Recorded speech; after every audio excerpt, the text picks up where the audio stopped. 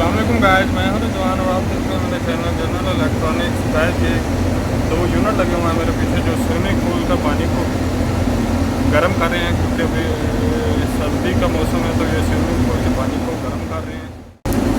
Guys ये 2 unit लगे हुए हैं स्विमिंग पूल के पानी को ठंडा करने के लिए। एक 3 फेज यूनिट है और एक सिंगल फेज यूनिट है। तो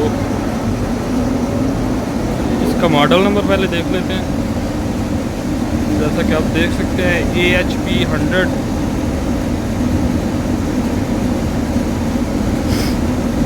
और swimming pool heat pump unit है। ये इसकी स्पेसिफिकेशन लिखी हुई हैं सारी। ये इसमें एक वाटर इनलेट है और एक वाटर आउटलेट है।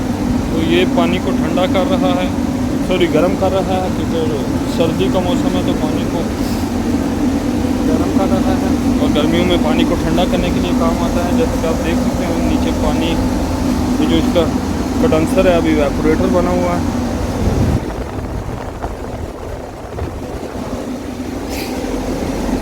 ये छोटा यूनिट है,